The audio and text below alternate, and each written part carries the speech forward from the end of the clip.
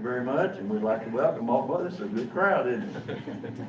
To this September 16th board meeting tonight, and all you that have joined us on social media as well. We welcome you to the meeting tonight, and I'd like this time to call the meeting to order. Please note that all board members and the superintendent are present. If you would, join me for a moment of silence.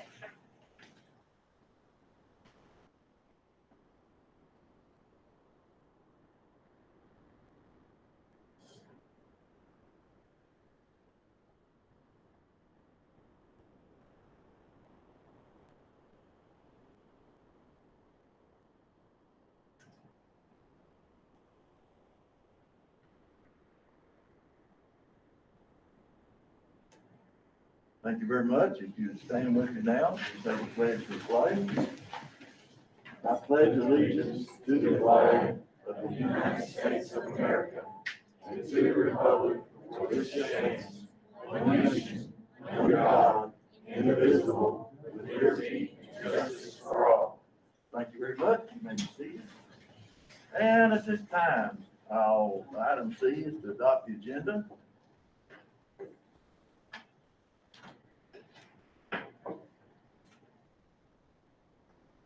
Do I have a motion?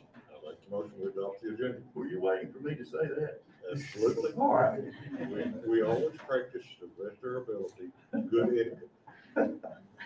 Mr. McQuarrie made the motion. Do I have a second? Second. All right. Mr. Hurd seconded. All in favor, let me know by lifting your hand. And all board members voted to adopt the agenda. Item number 2 is communications, and I am so glad that we're able to get back into this school year when we do recognition. Mr. Stowe, will you share with us what we're doing tonight? Absolutely. We have several tonight. Some that are special for tonight, some that will be reoccurring, and we're glad to have the opportunity to do this one. The first one is the KAEE M.K. Dickerson Award for Excellence in Environmental Education. You should probably get an award for just being able to say all of that. But we are fortunate to be able to recognize Natasha Parsons tonight as having been named that Teacher of the Year. So if you'd like to do that. Yes, sir.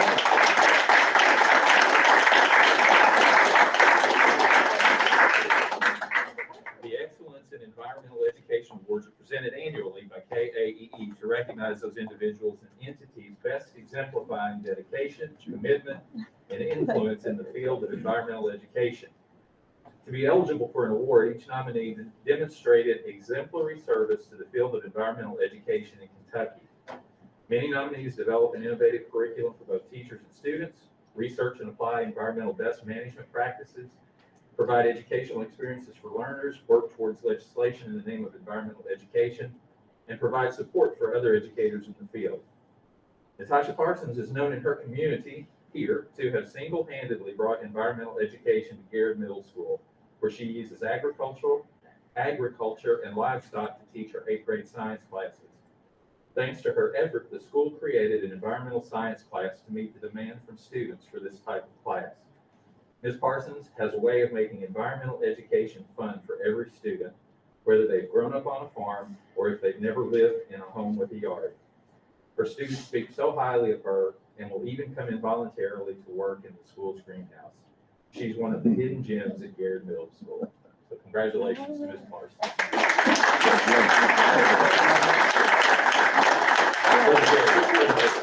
Second picture. Oh, I'm sorry. I wasn't trying to get away from you. Board member, please join us, please.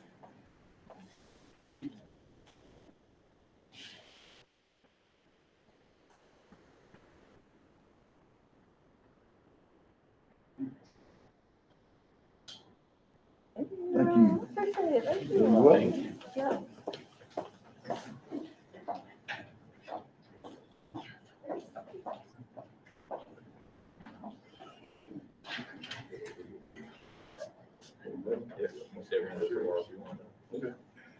The next award and recognition tonight is for Art Teacher as Artist, an EKU recognition, and we get to recognize Ms. Kristen Long, our art teacher at Garrard County High School. The Art Teachers as Artists is a testimonial to those successful art education graduates who make time and space for art making in their life. carrying on a lively artistic practice that contributes to the highest levels of teaching. These educators lead by example, sharing and inspiring students with the art that they create. This is actually an exhibit that will be on display at EKU Monday through Friday, 9 a.m. to 4:30, beginning on October the 1st. So if you're in the Richmond area, it's a great chance to see the work that Ms. Long has done. So congratulations to Ms. Long.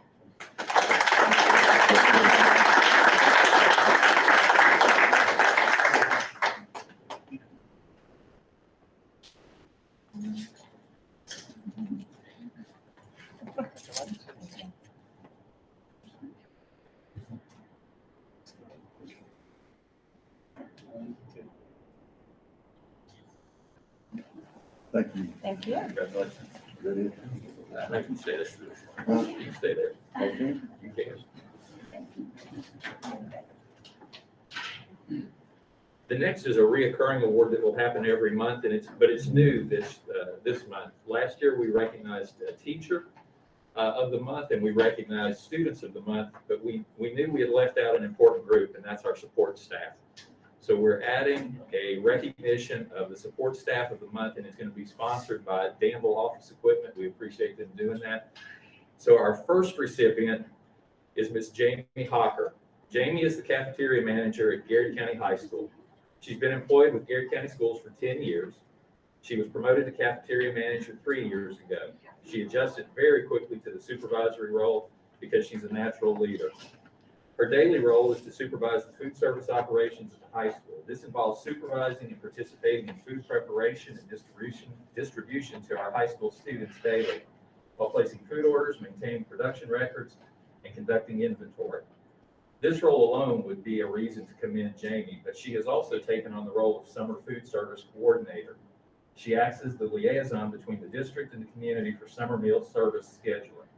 This is accomplished while coordinating the training and work of staff and site supervisors to provide summer meals to our community. Jamie loves the students. She's worked extra hours to provide meals to our sports team through our summer and supper programs. She always goes above and beyond that extra mile to make sure that our students are fed and feel loved. So congratulations to Ms. Hopper for the first recognition.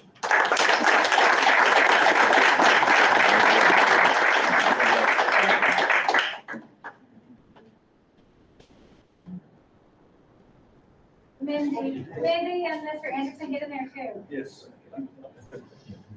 Ms. Morrow.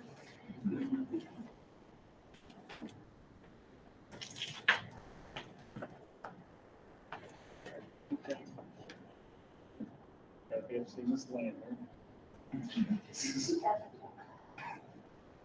Brother Dirk, can you scoot over to your left just a little? No, a little bit. Ms. McCurdy, can you scoot over to your left, please? Yeah. Let me try to adjust it. All right, I can see everybody now. No, not anymore. Congratulations,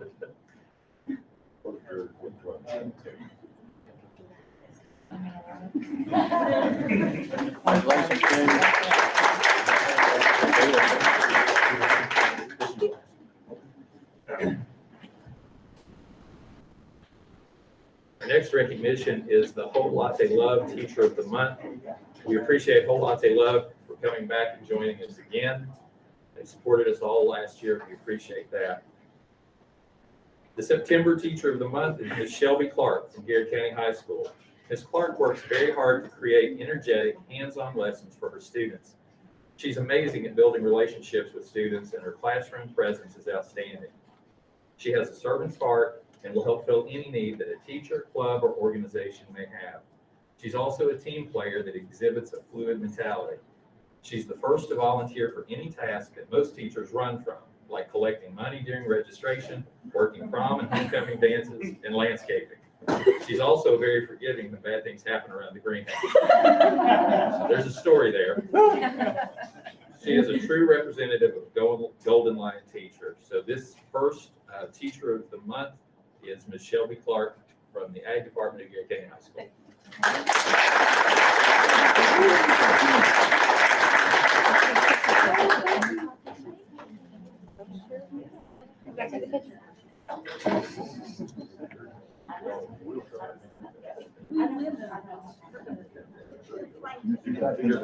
Let's see if I can block Mike. No, that's perfect. Which position? Thank you. You're welcome.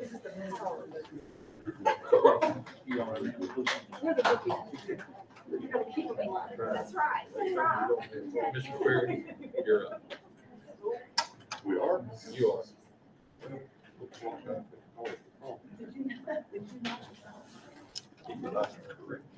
You can bring that one with you. That's Okay, I'll do it.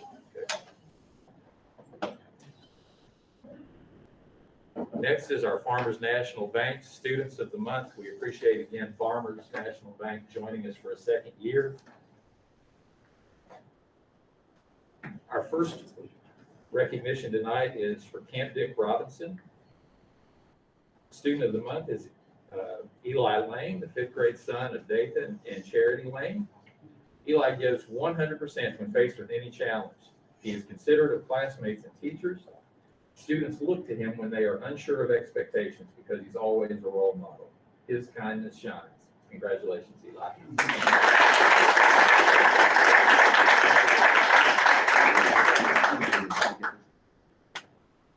Slide over here. Slide right there. There we go. Mom and Dad here? Yeah.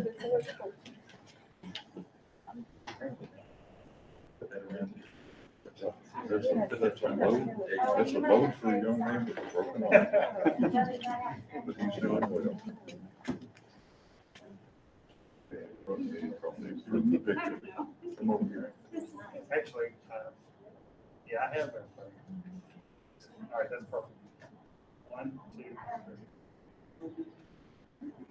2, 3. Our next student of the month is from Lancaster Elementary, Mason Land, the fifth grade son of William, Michael, and Shauna Land. Mason has a great sense of humor. He's polite and joyful always. He's caring and helpful to his peers and a friend to everyone.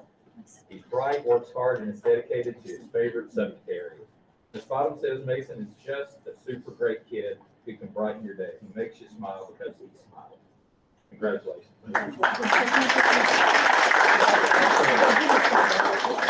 Ms. Davis. You're gonna hold that. Okay. Here you go, Mason. You should hands with me, okay? And you're gonna get something else. You got all kinds of food. Yeah. I did.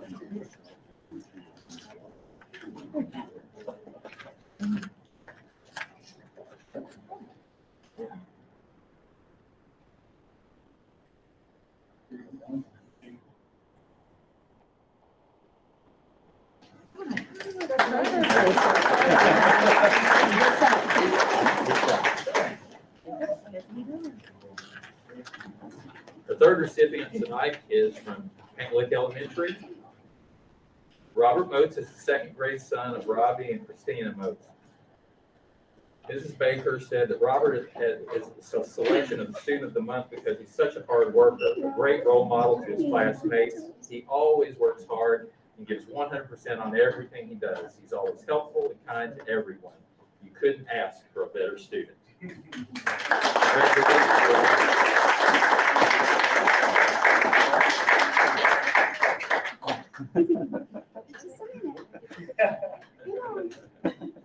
All right, let me get one, then I'll jump up there too.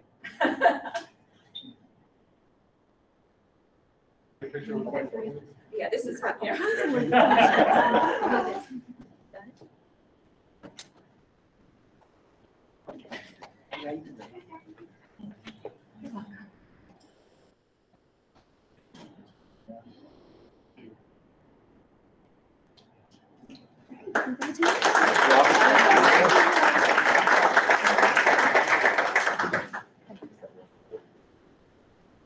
Our fourth recipient couldn't be with us tonight, but she's joining us virtually. So, and we're glad that she is. She represents Garrard Middle School. It's Aubrey Penix, the seventh grade daughter of Chris and Alex Penix.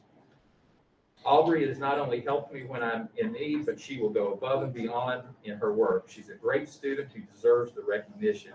She always gives 100% effort and comes to school with a good attitude. She's a model student. She's always respectful to her teachers and her peers and has a sunny disposition with a positive attitude. So congratulations to Aubrey, and those of you who can't see her, she's right behind you.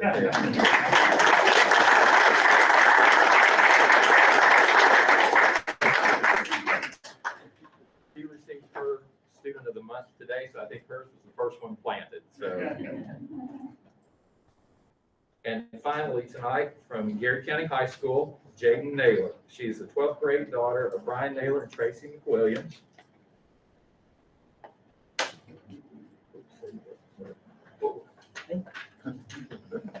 Jaden is one of the kindest students I've ever had the pleasure of teaching. She tries her best at everything she does and isn't afraid to try new things. She's an extremely hard worker. She wants to be successful, and she definitely will be with her drive and her determination. She demonstrates diligence in everything she attempts. She's personable, respectful, and helpful. She's an excellent choice for Student of the Month. Congratulations, Jaden.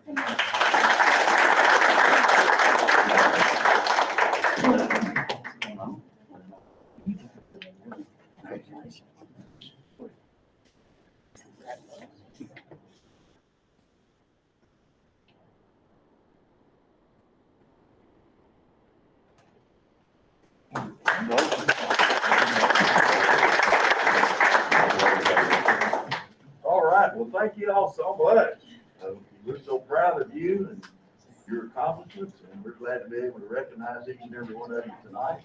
You're more than welcome to stay for the rest of this board meeting. But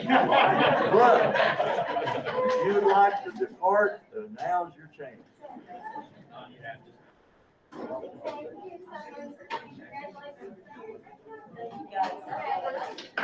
Thank you.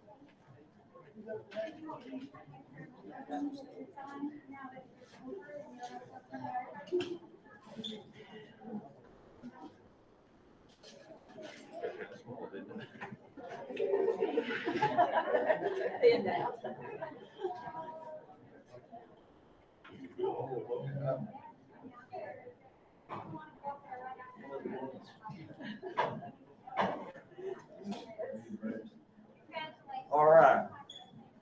Again, thank all of you for coming, and that emptied the room pretty quick, didn't it?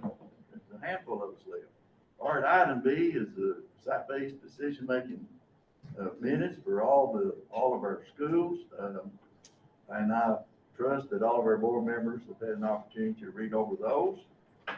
Item C is audience comments, and I don't think there's a Regina Royce. Is there an Angie Milburn? Okay, well, I guess not. Virtual. They're not virtual, are they, Chris? We didn't receive a request. You didn't receive a to give request, the link. okay. So I guess, the things have been resolved, so we'll move on. Do any board members have any comments? All righty, how about our superintendent? The only thing I have for you tonight is just an opportunity to remind you of the new hires and resignations since the August board meeting. That's the extent of that. Okay. Item 3 is reports, and item A under reports is our treasurer's report. The total ending cash balance for August was $6,770,705. If you look down the bottom half, I compare each fund where we are August of this month to August of last month and show the variance. And I'm just going to touch on some of the ones with the larger variances. And the first of those would be our general fund. The general fund cash balance is $4,664,126, which is an increase of approximately $510,000 when compared to last year. And this is mainly attributable to an increase in the prior year contingency. And as we've talked about in the past, general fund was able to offset some of the costs with ESSER funds, so you saw some of that alleviated from general fund, which explains that difference. Our special revenue fund has a negative balance of $486,102, and then the majority of these funds will be reimbursed in September. We'll skip down to our building fund. The cash balance was $886,867. We received our first state allocation in July, and the only expenditures we had were for our debt service payments. Skip on over to the construction fund. The cash balance was $235,557, which is down by approximately $495,000. And that's a result of projects that we had going on last year that we don't have going on this year. Our food service cash balance is $634,680, and that's down by almost $360,000 compared to last year, which coincides with our spend down plan, because you can only have 3 months excess balance. And then all the other funds had minimal activity and little variance when we compared them to the prior year. Okay, thank you very much. We appreciate you sharing that with us. Item B is our bond potential update. It looks pretty good, Mr. Stoll. Get it open here so everybody can see it. It has not. It's actually, you have gone back up. Your total bonding capacity right now is just slightly over $30 million. Again, that's driven a lot by the interest rate. So there was a small dip in the interest rate, and we'll continue to work with Garrard Financial to make sure that we keep you updated on an active basis. Thank you very much, sir. Appreciate that. And item C under reports is bills as presented. You all handle that on a weekly basis. We just make sure that this becomes part of your regular monthly agenda. Okay, thank you very much. Item 4 is consent agenda, and I hope that all our board members have had an opportunity to look over each of these. And if there's nothing that you'd like to pull out, I'd like to have a motion to approve the consent agenda. Make a motion to approve the consent agenda. Thank you. Mr. McQuarrie made the motion. Do I have a second? I'll second it. Okay, Ms. Davis seconded. Is there any discussion? All board members in favor, let it be known by your uplifted hand. All board members agreed, and the consent agenda is approved. All right, we come to item 5, the action agenda, and item A is to approve the vision, mission, and belief statement and parameters for the next strategic plan, Mr. Stoll. So back in the spring, we began a look at the next strategic plan, and part of that was the establishment of a vision statement, a mission statement, belief statements, and parameters.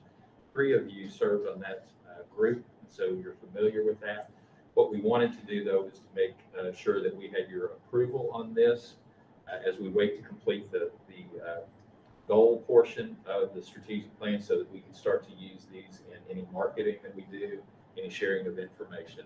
So what my recommendation is that you approve the vision, mission, belief statements, and parameters as you see here. If you have any questions, we'll be happy to walk you through those. Thank you very much, and I'd like to say that myself, Dr. Lamb, and Ms. Davis had the privilege of serving on that, and I don't know about you guys, but it was very enlightening as we saw all this begin to take shape, and it was fun, and I think they've come up with an excellent. So you've heard the superintendent's recommendation. Do I have a motion? I'll make a motion to approve. Dr. Lamb made the motion to approve this mission statement. Do I have a second? Second it. Ms. Davis seconded. Is there any discussion or questions? Not all in favor, let me know by uplifted hand, and all board members voted to approve. All right, item B is to approve the working budget. Mr. Stoll. I'll defer again to our finance officer when it comes to the working budget. If you want to pull up the working budget notes, Oh, the notes? yeah, those are there. You have got a referenced working budget in there. It's basically divided by fund and the ones that I've made my notes on and highlight. So that's where you can go for more detail. In the working budget notes that we're looking at, kind of touches on each fund. Our general fund, we are looking at an unaudited beginning balance of $30,749,875. Our projected revenue of $23,178,774. Projected expenditures of $23,318,175 for projected ending balance of $3.6 million, which is going to put us about 16% contingency.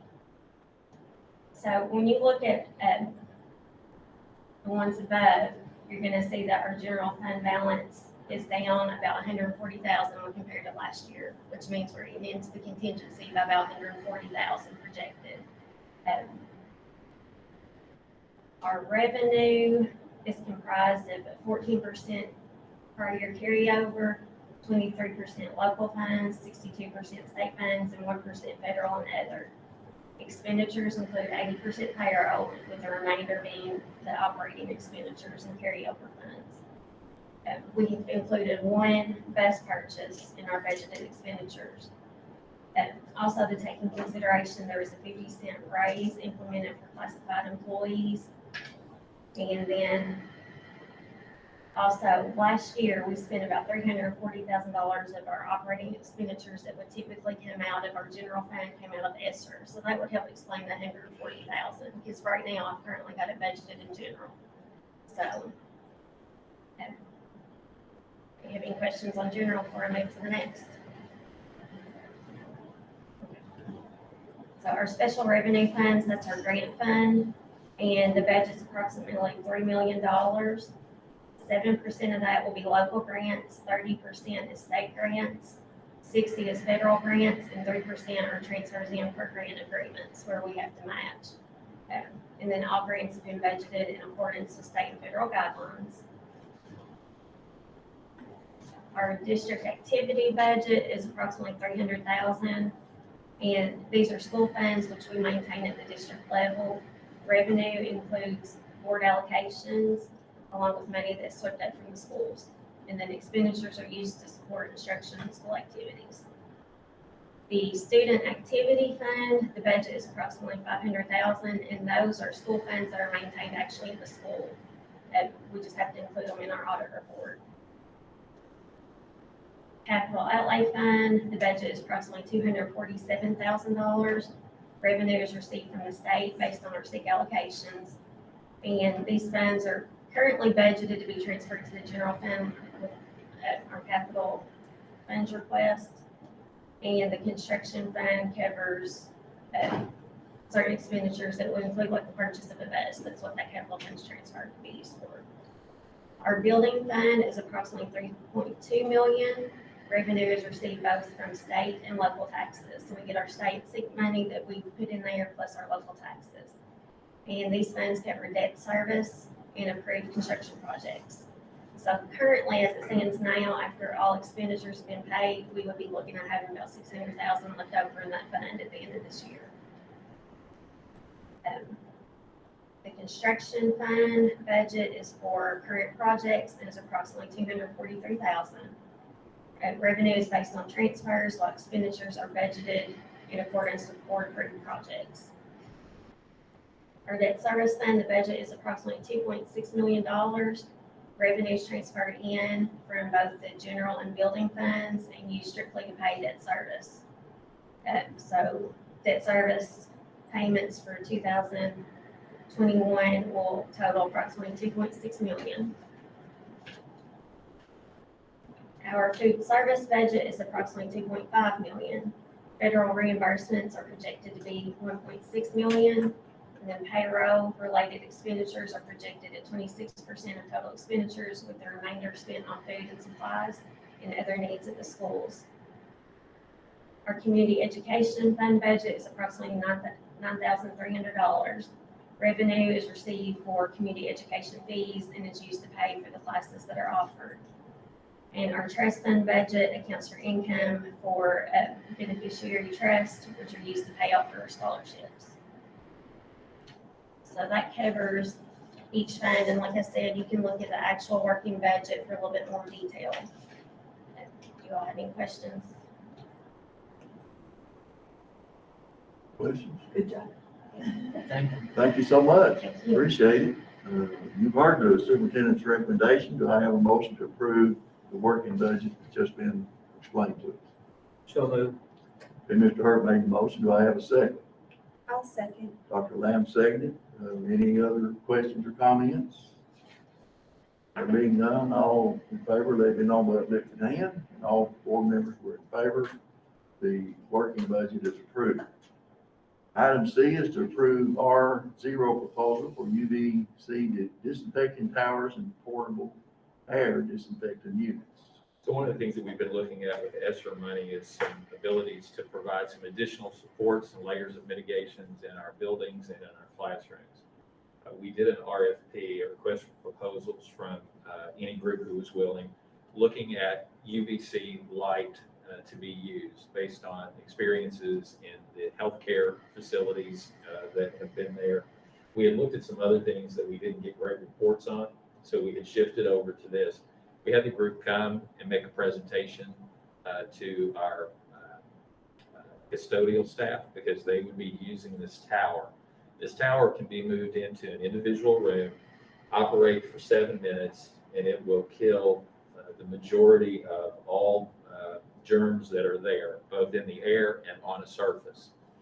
So every evening we would be able to roll this in, and our anticipation based on our conversation with our custodial staff is they would roll this into a room and set it to run.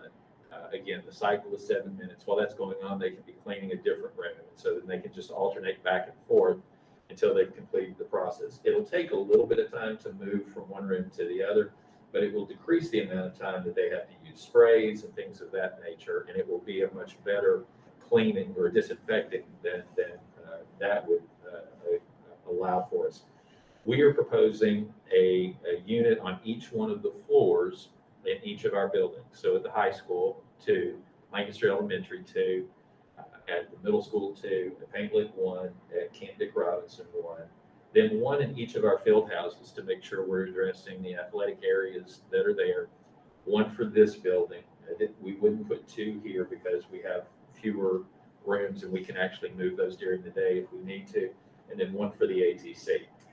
As we looked at that, we also looked at how could we add another layer of mitigation, and that was through UVC air units that can move the air while kids are present.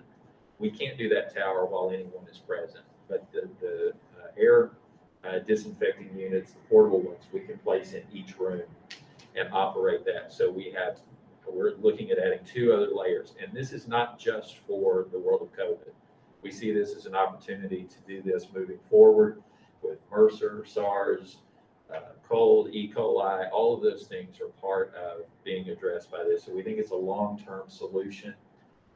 As part of that, using the ESSER money, we'd like to add 4 additional years of support and maintenance so that we're covered for 5 years out. The lights that are part of the towers are rated to operate for 18 months if they're run continuously, which we won't have to do. So our hope is, even though we will get a new set of lights each year through this maintenance project, that we can spread that time out and actually get more than a 5-year cycle for the amount of money that we're talking about. The light changes are very, very easy.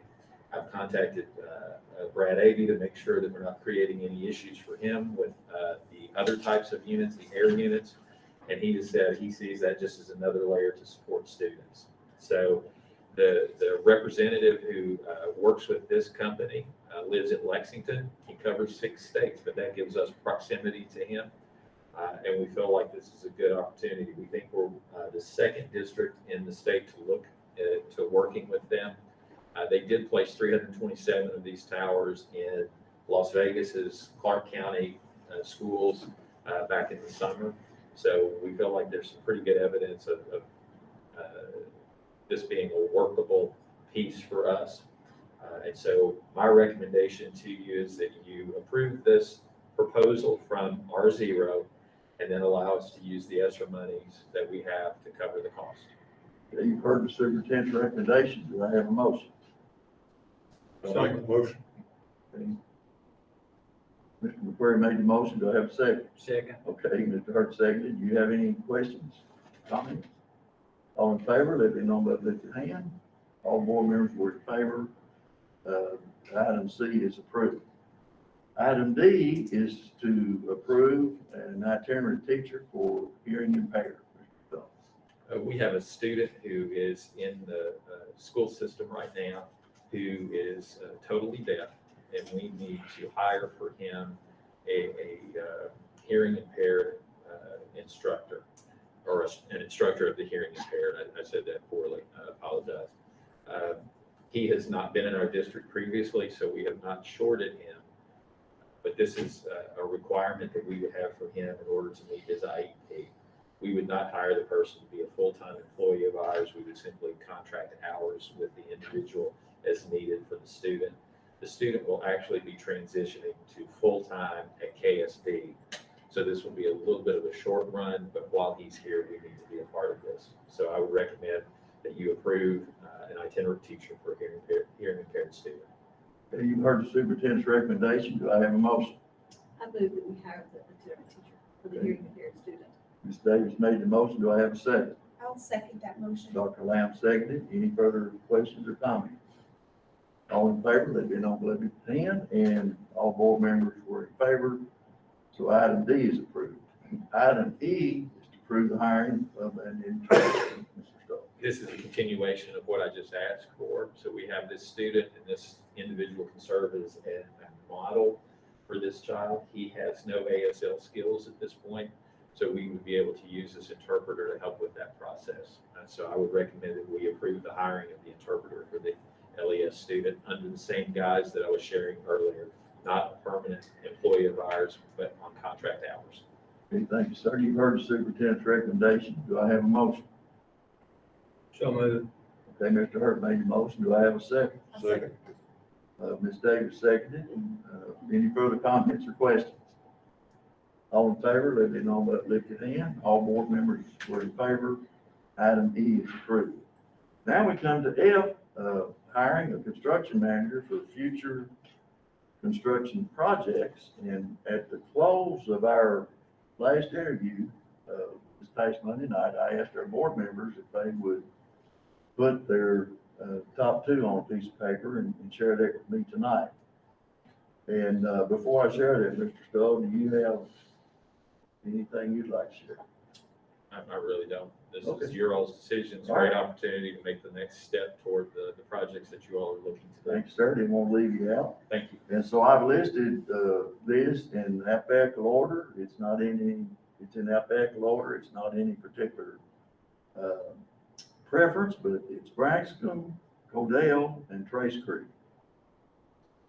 So do I have a motion for one of these three from any board member? I'll make a motion, we hire Trace Creek for our construction manager. Okay, you've had the motion by Mr. McQuarrie to hire Trace Creek. Do I have a second? Second. Or we have a second? Are there any discussion or any questions from any board member? There being none, all in favor, let it be known by lifted hand. All in favor, all board members were in favor, so it is Trace Creek. I'm sorry, sir. Mr. Love, Huh? good luck. Appreciate it. Thank you very much. I appreciate you taking out this long meeting to get to this point. It's always good. All right, item G is to approve pay application for the middle school door project, Mr. Stoll. This should be our next to last pay application. I hope I don't find myself having to change that. But the vendor is requesting payment in the amount of $15,334.78. This is on the GMS door project, the interior portion, which was the ad from last year. My recommendation is we approve this pay application. Okay, you've heard the recommendation of the superintendent. Do I have a motion? So moved. All right, Mr. Hurt made the motion. Do I have a second? I'll second it. All right, Mr. McQuarrie made the second. Is there any questions or further comments? All in favor, let it be known by lifted hand. All board members were in favor. Item G is approved.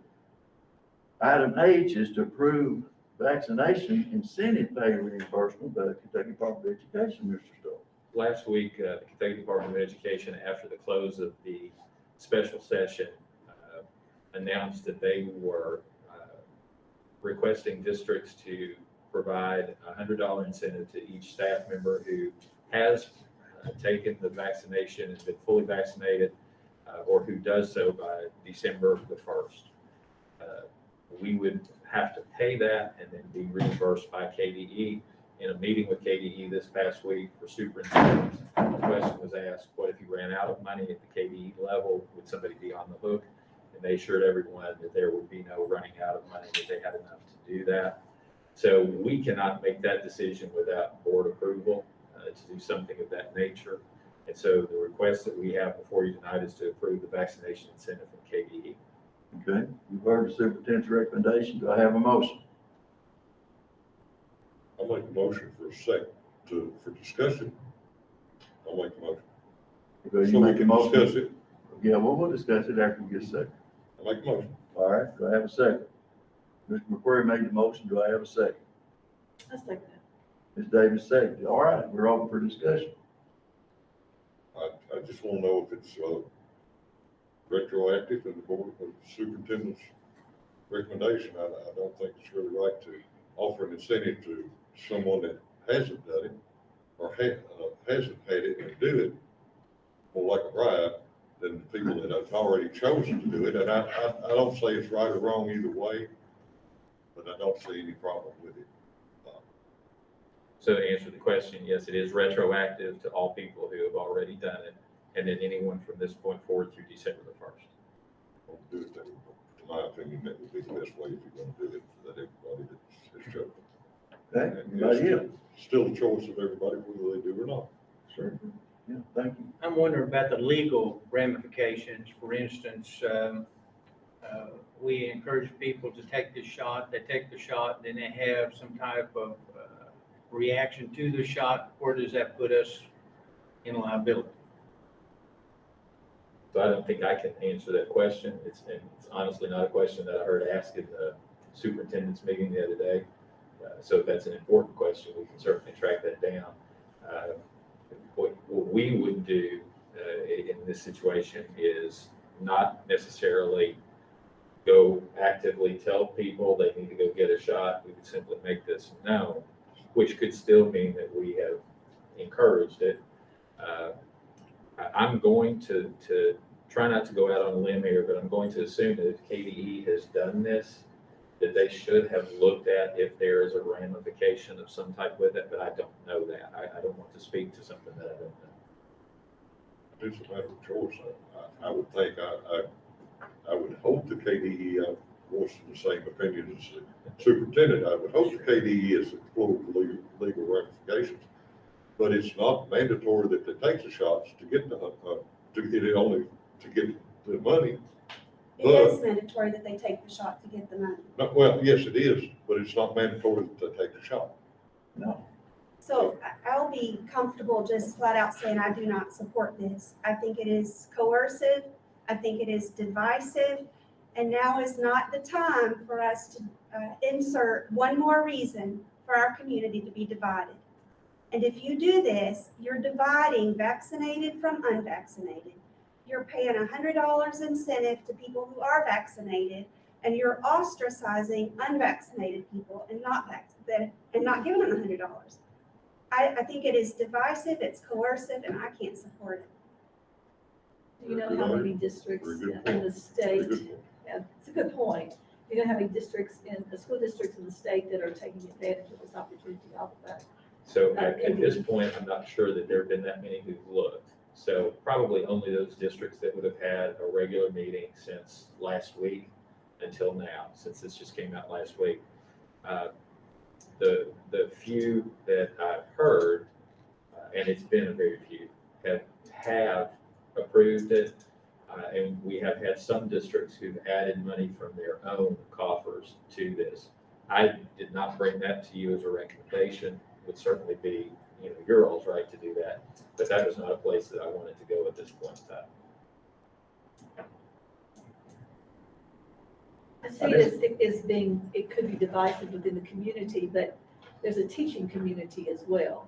So if a lot of the school districts were doing it and we chose not to do it, I think teachers would, well, it's not all teachers, it's school personnel.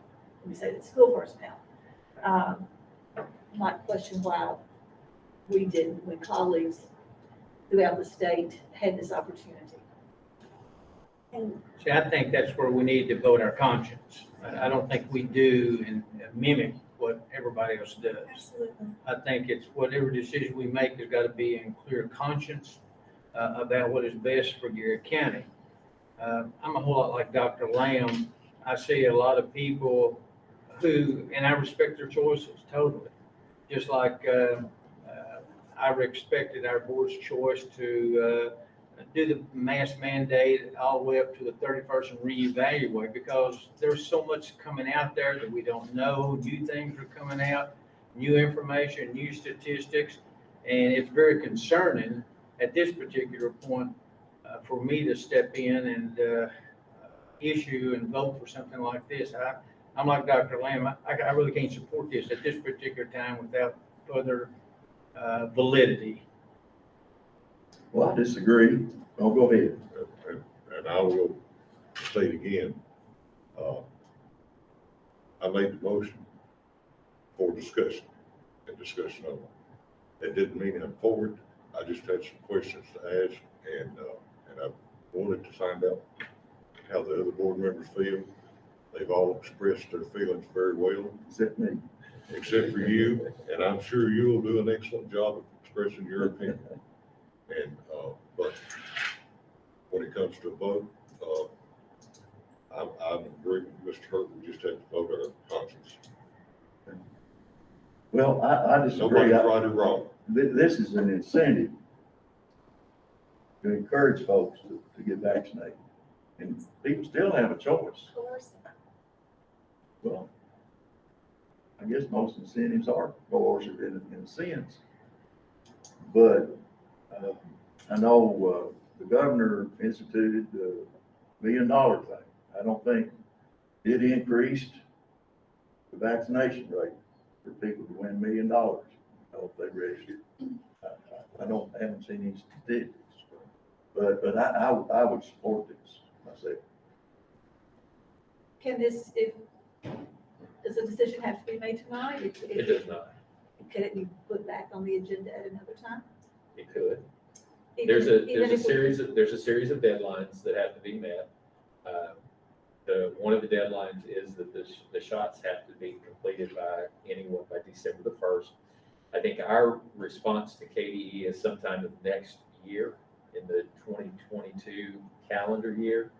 And the reimbursement, I think, happens as late as March, something in that area. So the only reason it's on here today is because it's fresh, it's known, and, if you all say no now and ask me to bring it back later, you would still have the ability to do that.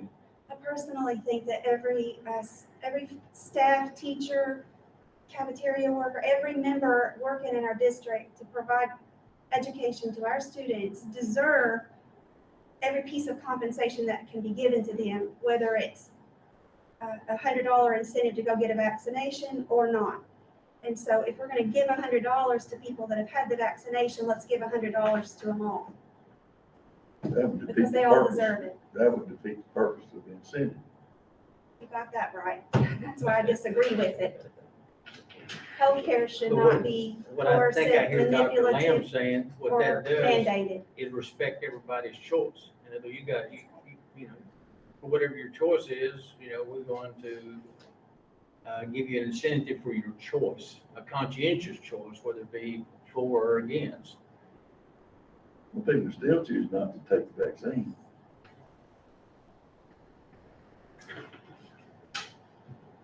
And I don't think any of us are on the same page. I don't understand. Well, and I think where we're coming from, or at least Dr. Lim and I, and she's much more eloquent speaker than I am, is that we feel that choices need to be uncoerced. Choice needs to be made as a matter of, this is what I really believe in. I didn't do this just so I could get $100. And sometimes people will do things to receive that extra, just like putting a coupon in a magazine to get so much off a gallon of milk. We all do that at a particular time because it's there. It may not have needed that gallon of milk at that particular point. It may spoil before I get it, but I wanted to take that opportunity. From my standpoint, I just feel like I'd like to have more information from teachers. I'd like to have more information from the health services. I just feel like I don't have enough information. Okay, All right. All right, any more discussion? Motion and the second is on the floor. You've heard discussion. All in favor of this, let me know by uplifted hand. All right, 2 were in favor, all opposed, same sign. The item H then is defeated for now, so I guess if we get more information, it can be brought up later. If you all ask for it, yes. Yes. And you just have to let me know what the information is that you want. All right. So, All right, well, thank y'all so much. All right, item A is of interest to a lot of folks. I don't know if you all have gotten phone calls about this or not, but it's to approve the COVID-19 emergency days for staff testing positive from school exposure, Mr. Stoll. so last week we had hoped that the legislature would include that, because what initially was included was only days for someone who had the vaccine and who had been quarantined, not somebody who was sick. And so since that did not occur, we felt like it was appropriate to come and ask you all for 10 additional days for an individual who tested positive for COVID due to an exposure at the school. It's not tied to vaccination or not vaccination. It's tied to, I just want that clear, so you're gonna have to ask that question. So anybody who had the exposure, because we know that you can still contract it even if you have the vaccine, it could have to be out. So we would ask that you approve these 10 days. The days cannot roll over, so you can't accumulate these days. We would make it retroactive to anybody who has had this occur since the start of the school year. So that if somebody has already been out for that reason, then we will go in and change the coding from personal sick days for them to the COVID days. And then move forward with that. This would be for the 21-22 school year only at this point. If we needed to go back and look at it next year, we certainly could. But my recommendation would be that you approve the COVID emergency days for the 21-22 school year. Thank you, sir. You've heard the superintendent's recommendation. Do I have a motion? So moved. Mr. Hurt made the motion. Do I have a second? I'll second that motion. Okay, Dr. Lamb made the second. We have a motion second. Is there any discussion?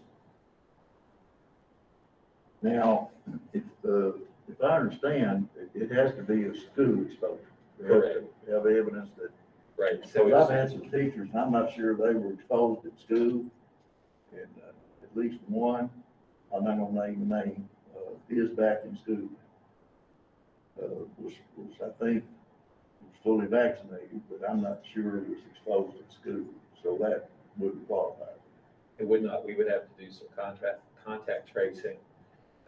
We're not gonna ask somebody to be able to come in and show us a book of evidence, right?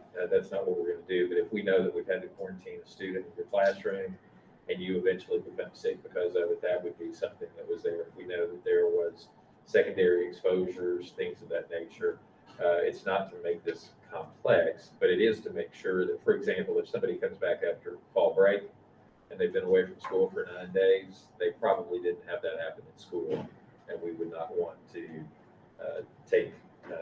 use these COVID days. This should be something that happens because of what we've asked the teachers to do, which is to be in the classrooms on a daily basis.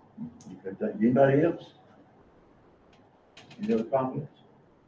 All in favor, let me know by lifted hand. All opposed, the same sign. The motion is carried.